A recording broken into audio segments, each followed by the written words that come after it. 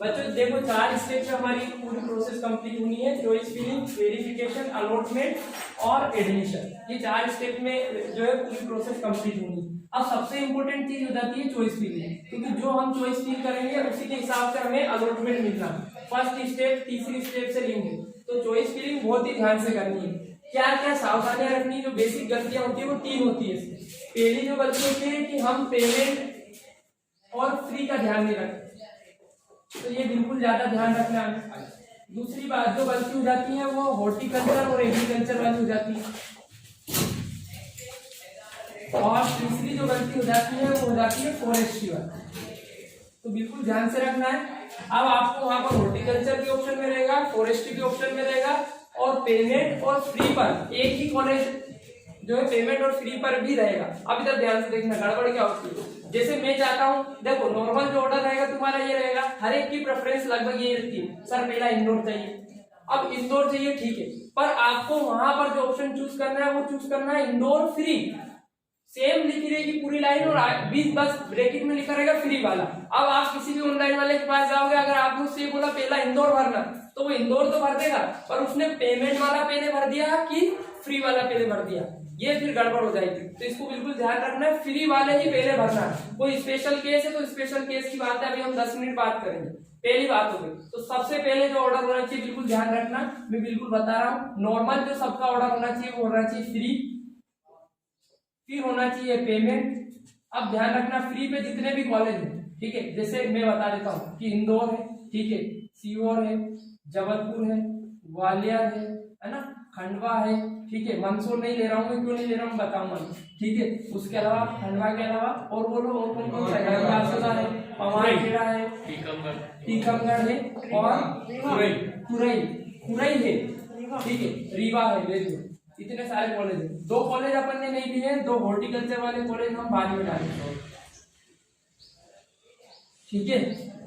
ये हॉर्टिकल्चर वाले 2 कॉलेज मैंने लिख दिया है, एक तो रेंजी वाला और एक मंदसौर, छिंदवाड़ा भी तो छिंदवाड़ा, हाँ, और एक छिंदवाड़ा, और आखिरी में मैंने लिख दिया है फॉरेस्ट्री का। तो बच्चों एक बात हमें ध्यान रखनी है कि मेरा ये मानना है, ठीक है, मेरा ये मानना है कि हमें सारे फ्री पे डालने पहले, फिर इन्हीं सबको पेमेंट पे डालना। इनमें क्या सीक्वेंस होना चाहिए उस पर अपन चर्चा कर लेंगे, पर हॉर्टिकल्चर वाले बाद में डालने। अब कोई ऐसा सोच रहा है कि नहीं सर मैं तो पेमेंट में नहीं लेना चाह रहा, मेरी तो बहुत हालत खराब है, भले मैं बीएससी हॉर्टिकल्चर कर लूं, तो हॉर्टिकल्चर वाले भी फ्री पे डाल देना, फिर ठीक है, फ्री पे पहले डाल देना और ये पेमेंट पे डाल देना, फिर सीक्वेंस। देखो एक चीज मैं समझाना चाह रहा हूँ तुमको बहुत ध्यान से, कि अपन एक चॉइस फिल कर रहे हैं तो हमें पहले घर से रोड में बना के ले जाना है कि भाई ये हम भरने वाले हैं, फिर उससे मैच करना है। वहां जाके नहीं सोचना है कि ये भर दूं, वहां तुम्हारा दिमाग नहीं चलेगा कि ये भर दूं, ये भर दूं, ये भर दिया, ये ऊपर ये नीचे, तो आपको यहीं से घर से बना के ले जाना। 3 बार बना लो बैठ के, 3 दोस्त बैठ के बना लो, सीक्वेंस अपना अपना भर रहा होना चाहिए, सेम वहां फिल करना है तुम, तो घर से सही बना के ले जाओगे तो वहां पर सही होगा, ठीक है। तो घर से ही बना के ले जाना है ऐसा पेज, ठीक है। जैसे मैं एक बच्चे का बता रहा हूँ, वो सोच रहा है कि पहले इंदौर भरूंगा, फिर जबलपुर भर देता हूँ, फिर सीहोर भर देता हूँ, ठीक है, फिर इस ऑर्डर में बाकी सारे कॉलेज उसमें रीवा तक ये आखिरी तक भर दी। फिर उसने कहा कि सर इन्हीं को मैं पेमेंट पे भर देता हूँ, क्यों? उसकी प्रायोरिटी है कि मुझे बीएससी एजी की डिग्री चाहिए, बीएससी को हॉर्टी की नहीं चाहिए, इसलिए वो हॉर्टी वालों को फ्री पे नहीं भर रहा है। समझ आ रहा है? हॉर्टी वाले को फ्री पे नहीं भर रहा है, वो हॉर्टी वालों को कह रहा है कि मैं इनको फ्री पे भरूंगा, एजी वालों को, ये सारे एजी वाले हैं, फिर इन्हीं को पेमेंट पे भरूंगा, फिर हॉर्टिकल्चर वालों को फ्री पे भरूंगा, फिर हॉर्टिकल्चर वालों को पेमेंट पे भरूंगा, और फॉरेस्ट्री को सबसे आखिरी में भरूंगा। बोलो ये समझ में आया? भरने सारे ही, आखिरी तक एक भी चॉइस आप नहीं छोड़ सकते, भरने सारे, यही एक समस्या। अब भरने सारे हैं तो गलत को नहीं भर देना है पहले। अब इधर ध्यान देना, सबसे आखिरी में फॉरेस्ट्री आखिरी में रखनी है, ठीक है। बस समस्या कहाँ है कि आप पेमेंट एजी को पहले रखते हो कि हॉर्टिकल्चर फ्री को पहले रखते हो। जैसे एक लड़का कह रहा नहीं सर हम पेमेंट लायक हमारी स्थिति नहीं है, तो हम सारे कॉलेज भरेंगे, एग्रीकल्चर वाले, फिर हॉर्टिकल्चर वाले फ्री पे भर देंगे, फिर सारे पेमेंट पे भर देंगे एजी वाले, फिर सारे हॉर्टी वाले पेमेंट पे भर देंगे, फिर फॉरेस्ट्री फ्री, फॉरेस्ट्री पेमेंट। बोलो आया नहीं आया? एक बार वो दोहरा देता हूँ, ठीक है। दो कंडीशन बन रही है, आप हॉर्टिकल्चर को पेमेंट से ज्यादा तवज्जो दे रहे हो क्या?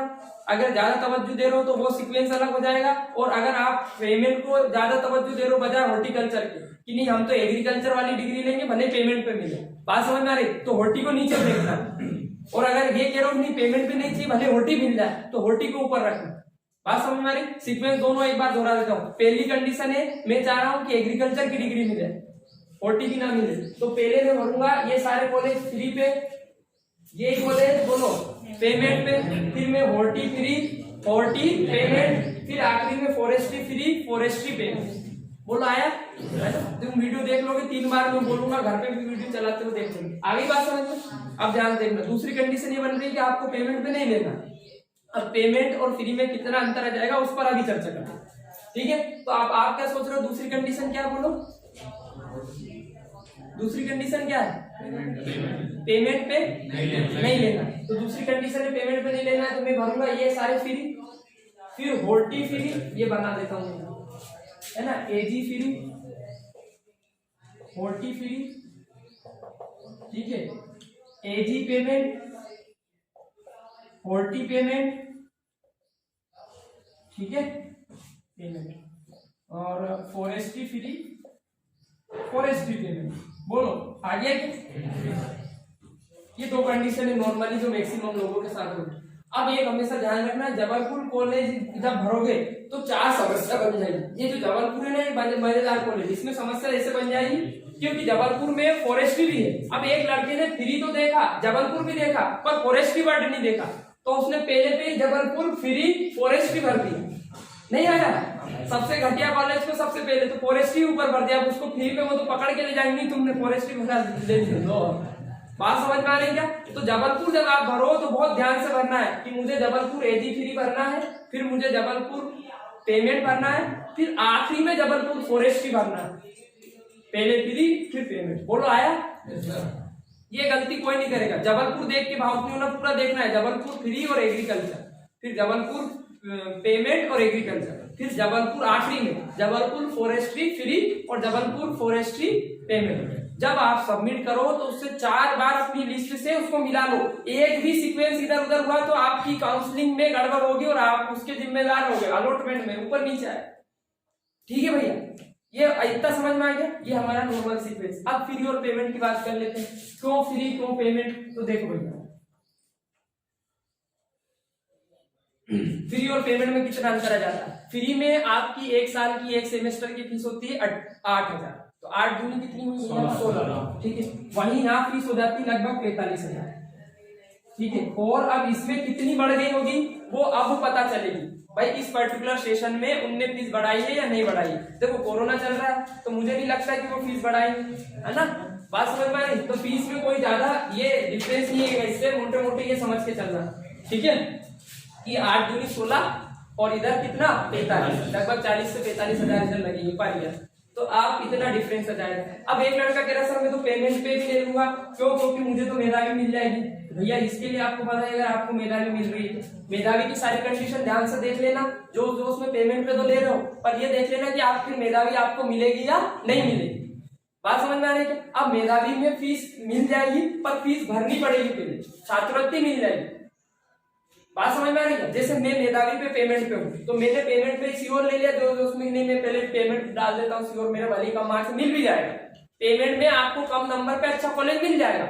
समझ में आ रही है बात? अगर आपने पेमेंट पहले भरा है तो ठीक है, वो भी अभी चर्चा करते हैं। तो पेमेंट और फ्री में क्या अंतर है? तो माना अगर मुझे पेमेंट पर कोई चीज मिलती है तो मैं मेधावी के लिए एलिजिबल हूँ कि नहीं, ये क्राइटेरिया आपको देख लेना।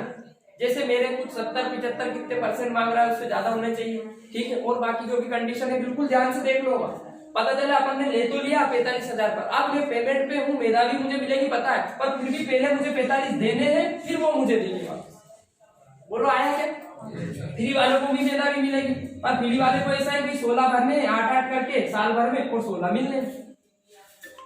तो ज्यादा लेने के चक्कर में ज्यादा दे मत देना, ये समझ लेना, है ना? नहीं तो गड़बड़ हो जाएगी, बिल्कुल ध्यान समझ लेना, नहीं तो गड़बड़ हो जाएगी कि पता चला आप पेमेंट पे भी ले लिया जोर जोश में और फिर आप मेधावी के लिए एलिजिबल भी नहीं है। एक चीज हो, अगर कोई मेधावी के लिए एलिजिबल नहीं है और वो ओबीसी कैटेगरी का है और पेमेंट पे भरता है, बिल्कुल ध्यान सुनना, क्या कंडीशन है? कंडीशन में समझा रहा हूँ तुमको। क्या कह रहा है कि ओबीसी, बोलो कौन सी कैटेगरी, ओबीसी, नीला काय पे है, पेमेंट, तो उसे उसके कोटे की छात्रवृत्ति भी नहीं मिलेगी, उसे कुल बराबर 45,000 रुपए भरने हैं और रुपया एक वापिस नहीं आना। जनरल में तो स्कॉलरशिप मिलती नहीं है, जनरल वालों को केवल कौन सी मिलेगी, जल्दी बोलो, मेधावी, इसके अलावा कोई स्कॉलरशिप नहीं मिलेगी। ओबीसी में अगर वो उसको पेमेंट पे मिलता है तो कोई छात्रवृत्ति नहीं मिलेगी। एससी और एसटी में अगर उसे पेमेंट पे मिलता है तो भी छात्रवृत्ति मिलेगी। आ रही क्या बात समझ में? तो अगर उसने पेमेंट पे 35,000 भरे भी है तो चिंता का विषय नहीं है। 30,000 या 20 से 25,000 जितनी भी छात्रवृत्ति मिलती है, मुझे जहां तक पता 30,000 तक मिल जाती है, तो भी उसको 15,000 के घाटा है, जो कि नॉर्मली एक बच्चा भर ही रहा है। बोलो समझ में आ रही क्या बात? तो ओबीसी वाला पेमेंट बिल्कुल ध्यान से भरना अगर वो मेधावी के लिए एलिजिबल नहीं है। बात समझ में आ रही है? अगर मेधावी के लिए एलिजिबल है तो कोई समस्या नहीं है, बस ये मेधावी वाली एलिजिबिलिटी ठीक से देख लेना, है ना। और वैसे मुझे पता है सबके इतने परसेंट बन ही जाते हैं, पर फिर भी अपन ध्यान रखो ना यार। ये और क्या कंडीशन है परसेंट के अलावा और कुछ हो सकता है। देखो डिटेल कभी कभी क्या किस्मत इतनी बेकार हो जाती है कि किसी के पिताजी की बहुत ज्यादा इनकम हो या कुछ ऐसा, तो वो सरकारी नौकरी हो तो वो देख लेना बेटा, है ना, मिलेगी कि नहीं, है ना, तुम देख लेना ध्यान से, ठीक है। अरे कोई दिक्कत नहीं। देखो पहले चॉइस आप पेमेंट के लफड़े में मत पड़ो, बेस्ट ये रहता है पहले खुद चॉइस डालो फिर पेमेंट डालो, ठीक है। आप अपने आप को ओवर स्मार्ट समझ रहे नहीं कि मैं मेधावी मुझे मिलनी है, मैं पहले पेमेंट डाल दूं, तो उसमें भी कोई दिक्कत नहीं है मुझे। आप चाहते हो कि कम नंबर पे अच्छा कॉलेज उठा लो, तो सीधी सी बात है आपको काय को उठाना पड़ेगा, पेमेंट। फिर वो आपकी इसके कि आपको मेधावी मिलती है या नहीं मिलती, और मिलेगी, ठीक है, अगर आप उसके एलिजिबल हो तो। थोड़ा सा एक वीडियो यूट्यूब पे जाके देख लेना मेधावी के लिए क्या क्या कंडीशन है, समझ में आ जाएगा। बोलो ये समझ में आ गई क्या बात? सीक्वेंस समझ में आ गया, 200 सीक्वेंस समझा है। अब कोई स्पेशल केस है। अब स्पेशल केस क्या क्या हो सकते हैं? देखो कोई बच्चा चाहता है कि देखो गर्ल्स के लिए केस हो सकता है, बॉयज के लिए भी केस हो सकता है, दोनों के लिए मैं समझा देता हूँ, ठीक है। फर्स्ट केस है ईडब्ल्यूएस। ईडब्ल्यूएस का क्या लगता है ये समझ लेते हैं ना। तो ईडब्ल्यूएस गर्ल्स वालों में ईडब्ल्यूएस ना भी डालो तो कोई समस्या नहीं, गर्ल्स जिनने जनरल से डाला। देखो गर्ल्स को क्या है, हॉरिजॉन्टल रिजर्वेशन है। अब हॉरिजॉन्टल रिजर्वेशन क्या होता है थोड़ा सा मैं बता दूं कि हॉरिजॉन्टल रिजर्वेशन में ऐसा रहता है कि सीटें बिल्कुल फिक्स है कि 4 यहाँ गर्ल्स जनरल की है, 6 ओबीसी की सीटें हैं और 4 इनकी एससी या जो भी है एसटी की है, तो 4 है। तो 4 यहाँ पर जनरल की लड़की बैठ सकती है। अब भले जनरल वाली 80 की हो या 90 की हो, यहाँ इधर 6 सीट भी भरा गई 90 पे, ठीक है, बात समझ में आ रही। अब एक लड़की 85 वाली पर, वो कौन सी कैटेगरी की हो, जल्दी बोलो, ओबीसी, और इधर 70 पे भराई जनरल की लास्ट सीट, तो वो कहेगी कि नहीं मेरे को जनरल की क्यों नहीं दी, तो इसलिए नहीं दी क्योंकि यहाँ पर हॉरिजॉन्टल रिजर्वेशन है। हॉरिजॉन्टल में क्या होता है, आप एक से दूसरे कोटे में नहीं घुस सकते, आप जिस कोटे में उसी कोटे में, और आपकी लिस्ट उसी से बनेगी। मतलब ओबीसी वालों की लाइन अलग, जनरल वालों की लाइन अलग और इसकी लाइन अलग। ये बात समझ में आ रही है? ये केवल मैं गर्ल्स में बता रहा हूँ। तो गर्ल्स में अपन कहते हैं ना कि गर्ल्स में जनरल का कट ऑफ नीचे चला गया, ओबीसी का ज्यादा गया। गर्ल्स की बात कर रहा हूँ, तो गर्ल्स का ज्यादा इसलिए गया क्योंकि ओबीसी में ज्यादा ये समस्या हो गई और इधर कम गर्ल्स थी, इसलिए अपन जनरल से फॉर्म फिल कराते हैं ना, ताकि जनरल कोटे की भी सीट उसको मिल जाए, ठीक है। आ रही बात समझ में? ये तो गर्ल्स की बात हो गई, ये कोटे वाली बात हो गई। अब देखते हैं ईडब्ल्यूएस क्या। तो ईडब्ल्यूएस कुछ नहीं है, जो अनरिजर्व्ड कोटा था, यानी ये कुल 100 सीटें है माना, 100 में से उन्होंने फ्रैक्शन बांट दिया कि इतनी ओबीसी के लिए है, पहले से रिजर्व है 14% आरक्षण है, ठीक है, एससी के लिए इतनी है, एसटी के लिए इतनी है। ये तो बॉयज की बात हो रहा है। कुल में से 33% या कुछ हिस्सा तो उन्होंने गर्ल्स के लिए हटा ही दिया। अब कुल में से गर्ल्स के लिए हटने के बाद अब जो बचा है वो किसके लिए बचा है कोटा? बॉयज के लिए, ठीक है। अब बॉयज के लिए जो कोटा बचा है, तो कोई लड़की अगर बहुत अच्छे मार्क्स लाती है तो क्या वो बॉयज कोटे की सीट उठा सकती है? हाँ, ठीक है, जहां तक मुझे पता। पर कोई बॉयज गर्ल्स कोटे की सीट नहीं उठा सकता क्योंकि वो गर्ल्स के लिए रिजर्वेशन। आप उधर नहीं घुस सकते, उधर से इधर आ सकते। अब इधर देखो, ये जो अनरिजर्व कोटा था, जनरल कोई कैटेगरी नहीं होती बॉयज में। जनरल मतलब बॉयज में मतलब है अनरिजर्व सीट। जैसे मैं समझाता हूँ, एक ओबीसी वाला लड़का है जिसके 145 नंबर और एक जनरल वाला लड़का है जिसके 143 नंबर है, तो वो ओबीसी वाला लड़का जनरल की सीट उठा लेगा और अपने कोटे की एक सीट छोड़ देगा उसके भाई के लिए जो ओबीसी वाला है। बात समझ में आई? और अगर वो भरेगा तो ओबीसी, अगर उसको जनरल कैटेगरी नंबर बहुत ज्यादा है तो वो जनरल कैटेगरी की सीट को उठा सकता है, और जनरल कैटेगरी की नहीं तो किसकी उठा सकता है? ओबीसी। प्रेफरेंस ओबीसी से ही दी जाती है। जैसे गांधी है, अब इसके मार्क्स अच्छे हैं तो इसको ये नहीं कि इसको जनरल नहीं, तुम्हारे मार्क्स अच्छे तो तुम पर दबाव है कि तुम जनरल के लिए, नहीं, अपने को इंदौर, उसको इंदौर चाहिए। और ओबीसी कोटे की अगर इंदौर में एक सीट खाली और इससे ज्यादा नंबर वाला वहां दावेदार नहीं है तो ओबियस किसको दी जाएगी, इसी को। बोलो समझ में आ रही है ये बात? तो जो जिस कैटेगरी का है उसको उसी कैटेगरी की सीट पहले अलॉट की जाएगी प्रेफरेंस के हिसाब से, अगर उसके कोटे की है तो। और उसके कोटे से ज्यादा है, अनरिजर्व्ड की उठ पा रही है, देखो उसको चाहिए इंदौर। जैसे कोई भी एक बच्चा है जिसके बहुत अच्छे मार्क्स चाहिए, उसको इंदौर चाहिए, अब उसको हम फर्स्ट प्रेफरेंस इंदौर दे रहे हैं, अब उसे अनरिजर्व्ड सीट दें या ओबीसी की दे, उससे कोई मतलब नहीं है। अगर बहुत अच्छे होंगे तो वो अनरिजर्व्ड सीट भी उठा ले जाएगा, नहीं होंगे तो उसके कोटे की सीट तो एक्स्ट्रा है। बात समझ में आ रही है? कुल 6 सीटें हैं माना अनरिजर्व्ड और 4 कोटे की है, तो वो ओबीसी वाला लड़का उन 10 में से कोई सी सीट ले सकता है, पर जो जनरल वाला लड़का है वो केवल कितनी सीट ले सकता है, 6। उन 6 में वो आ गया तो आ गया, नहीं तो बाहर। और ओबीसी वाला उन 10 में आ गया तो आ गया, नहीं तो बाहर आया। ठीक है, तो ये बहुत कॉम्प्लेक्स है, इसमें ना ही जाओ तो कोई दिक्कत नहीं है ना। आप तो ये समझना कि अपने को अपनी काउंसलिंग सही करनी है। अब देखो दूसरी बात, ईडब्ल्यूएस क्या है? तो ये जो अनरिजर्व्ड कोटा था ना, इसकी 10% सीटें रिजर्व कर दी है कि इन 10% में माना है 6 थी, 6 का 10% क्या हुआ 0.6, अभी थोड़ा ज्यादा ले लेते हैं, 16 थी, 16 का क्या होगा 20 कर दे तो 20 का क्या होगा 2, तो 2 सीटें बिल्कुल रिजर्व कर दी है। ये कोटा बन गया ईडब्ल्यूएस, मतलब एक नई कैटेगरी जन्म हो गई है। जैसे ओबीसी होती है, एससी होती है, एसटी होती है, वैसी कौन हो गई, ईडब्ल्यूएस। ठीक है, अब इस कोटे की सीट कोई नहीं उठा सकता। ठीक है, तो कुछ हद तक ईडब्ल्यूएस और ओबीसी थोड़ा थोड़ा सेम हो गया, ठीक है, कुछ हद तक। ठीक है, तो आपको ये फायदा मिल जाएगा, इसका तो आपको ये फायदा मिल जाएगा कि देखो अनरिजर्व्ड सीट तो ज्यादा पे कटी, पर ईडब्ल्यूएस का कट ऑफ नीचे गया और आपका कम मार्क्स से आपको ईडब्ल्यूएस की सीट मिली। ठीक है, ये आगे समझ में? बोलो आया नहीं आया? तो ये हो गया ईडब्ल्यूएस प्लस मेधावी होगी, है ना। अब मेधावी छात्र देखो वो 25,000 मिले वो अलग है यार, वो तो उसमें कुछ क्राइटेरिया था 80-85, ठीक है, उसमें ज्यादा क्राइटेरिया था। अब कम वाले भी मेधावी है, जैसे एक लड़के को 75% है, ठीक है, या 76% है, उसको वो 25,000 तो नहीं मिले पर उसे मेधावी छात्रवृत्ति मिल जाएगी। तो ये कंसेप्ट मत बना के बैठना कि जिनको 25,000 मिले उन्हीं को मेधावी छात्रवृत्ति मिलेगी। मेधावी वो प्रोत्साहन राशि थी 25,000, ये क्या है छात्रवृत्ति। तो छात्रवृत्ति में क्राइटेरिया नीचे है, कोई अगर जैसे कोई 79 वाला हुआ उसको 80 वाले 25,000 तो नहीं मिले, पर वो मेधावी के लिए एलिजिबल है। ठीक है, तो आपको क्या करना है, घर जाके देख लेना कि मेधावी क्या है, कैसे क्या एलिजिबल है। मेधावी छात्रवृत्ति की बात करना, वो 25,000 अलग चीज, ये छात्रवृत्ति है जो हर साल मिल रही है। ठीक है, अब क्या होगा, अगर आप गर्ल्स बॉयज है और आपकी फर्स्ट प्रायोरिटी कि आप सीओर चाहिए तो सीओर लेने क्या, तो इसमें कोई समस्या नहीं है, सीओर बुरी जगह नहीं है। देखो आपको क्या करना चाहिए कि सीओर को ऊपर डाल देना चाहिए कि अगर आप फर्स्ट प्रेफरेंस ही सीओर है तो, कि नहीं हमें सीओर ही लेना है तो कोई समस्या नहीं है, पहले सीओर ले लो भैया, इसके बाद बाकी सारे कॉलेज डाल दो, इसके बाद इंदौर डाल दो, इसके बाद खंडवा डाल दो। अब सेम यूनिवर्सिटी के लिए इसलिए ज्यादा ट्राई करता हूँ मैं, खासकर गर्ल्स के केस में, क्योंकि इसमें ये फायदा हो जाता है कि माना आप कोई गर्ल्स के बहुत कम मार्क्स की, अब वो सीओर की है पर उसको मिला खंडवा और कम थे, तो खंडवा से झट से ट्रांसफर होकर वो कहाँ जाएगी, सीओर।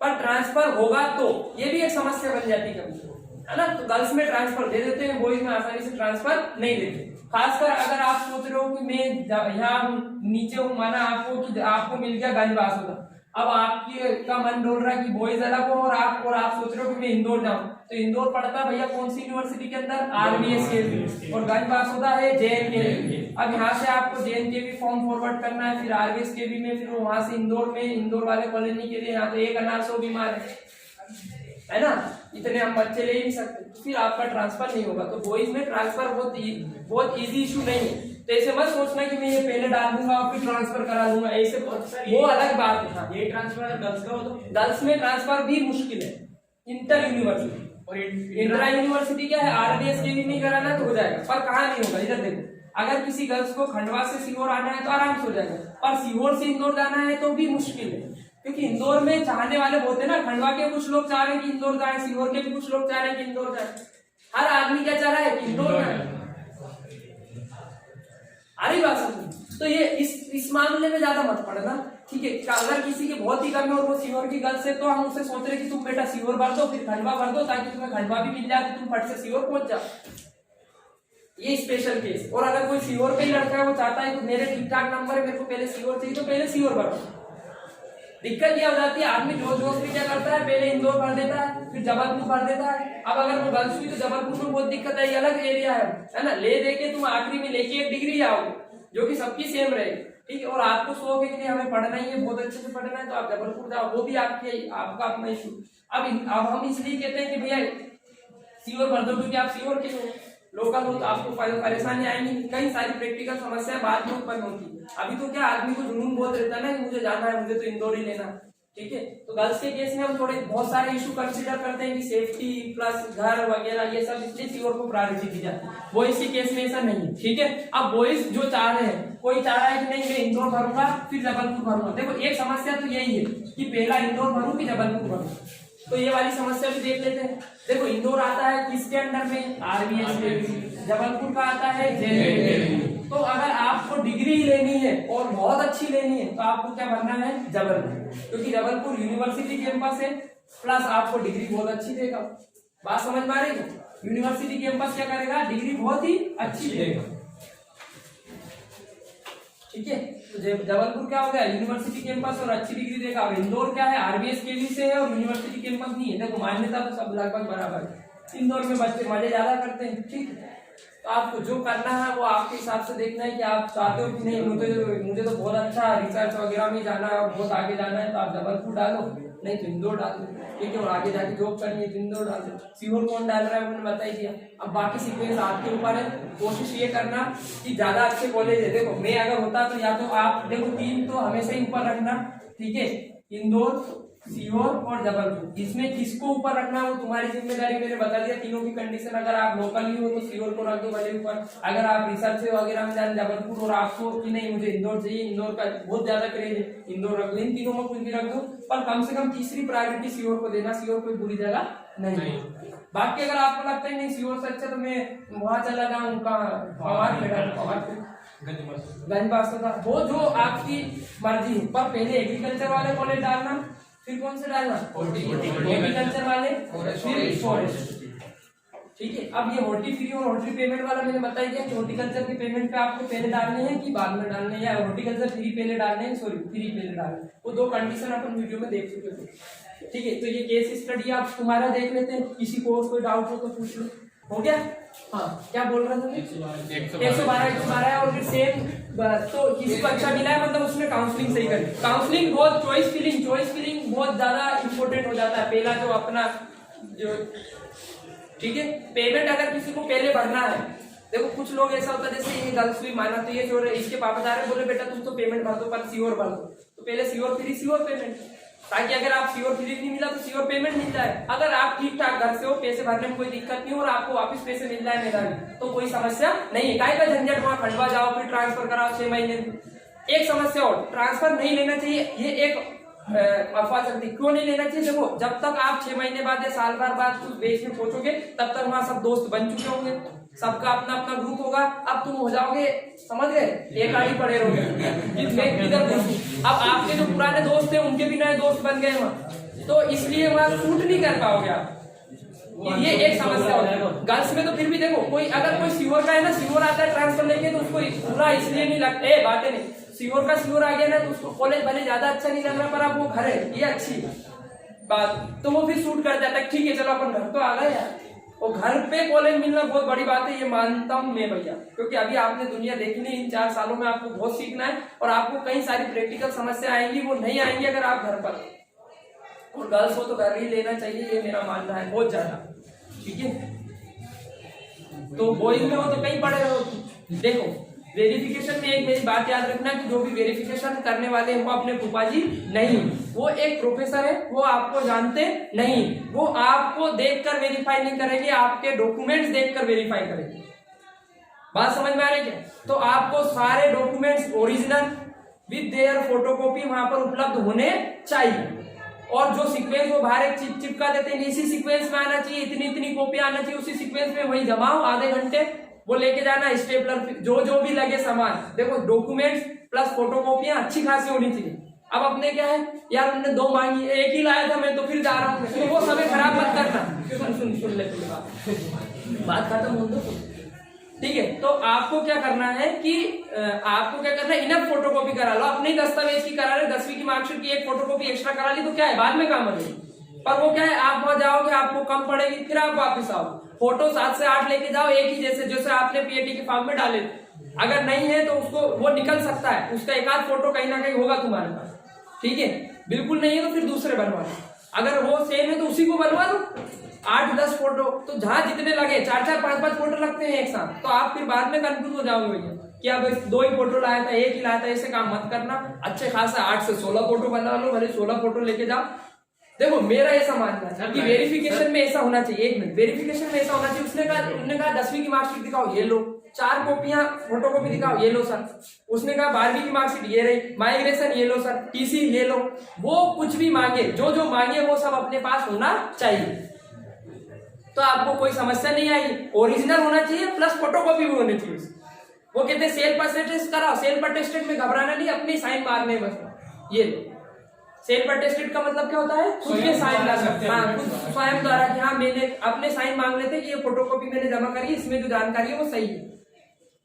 बोलो आगे के ये वेरिफिकेशन मजाक में मत लेना। जो देखो एक लड़का है जिसने चॉइस फिलिंग तो करी थी पर वो वेरिफिकेशन करने नहीं गया, तो वेरिफिकेशन क्या वेबसाइट से होता है, वहां वो ओके करते हैं कि भैया ये फला बंदे ने चॉइस फिलिंग करी है और ये एलिजिबल है, इसको सीट मिलनी चाहिए या नहीं मिलना चाहिए। अगर आपने चॉइस फिलिंग अच्छी कर दी और फिर आपके वेरिफिकेशन में कुछ भी गड़बड़ आ गई तो आपको अलॉटमेंट नहीं होगा। इस चीज को पार करके आप यहाँ नहीं पहुंच सकते। अगर आपके दस्तावेज वेरीफाई नहीं हो पाए उस पर्टिकुलर टाइम में तो आपको अलॉटमेंट ही नहीं होगा, अलॉट ही नहीं होगा। और चॉइस फिलिंग जो है, चॉइस फिलिंग आप पहले राउंड में करोगे और वेरिफिकेशन भी पहले राउंड में करोगे, भले आपको अलॉट दूसरे राउंड में हो। पर देखो एक लड़का है जिसको पहले राउंड में कॉलेज मिल गया, एक लड़का है जिसको नहीं मिला, पर ये स्टेप अगर वो पहले कर चुका है, ऐसा नहीं कि मैं तो पहले राउंड की काउंसलिंग छोड़ दूं और डायरेक्ट दूसरे में बैठूं। ये 1.5 अकल लगाते हैं मार्केट में ऐसे लोग। एक काम करना तो दूसरी में बैठ जाना डायरेक्ट। सन 57 के जो लोग हैं है ना, वो ऐसी बातें करते। ऐसा कुछ नहीं होता भैया, शुरू से चलना है। जिनका पहले राउंड में वेरिफिकेशन हो गया उन्हीं को, भले अभी पहले राउंड में सीट अलॉट नहीं हुई, दूसरे राउंड में होगी, पर दूसरे राउंड में अलग से तामझाम नहीं जमाएंगे फिर से कि आओ दादा तुम अब दूसरे राउंड में बैठो फिर से वेरीफाई कर। ठीक है, आपके कम मार्क्स है तो हो सकता है आपको राउंड दूसरे राउंड में सीट अलॉट हो, पर वो ये स्टेप अलॉटमेंट पर ये तो हो चुका, ये यहाँ तक तो कॉमन है। अलॉटमेंट 2 बार में होगा। क्या होता है, पहली बार में वो कुछ सीटें भर लेते, फिर कुछ खाली छोड़ लेते, फिर पहले राउंड की काउंसलिंग पे कट ऑफ बता देते हैं। फिर कुछ लोग ऐसे होते हैं कि अलॉटमेंट तो करा लेते हैं, अलॉटमेंट उनको हो जाता है, पर वो आंशिक शुल्क, ध्यान से देखना ये क्यों हो रहा है सेकंड राउंड, कि आंशिक शुल्क का भुगतान उन्होंने नहीं करा।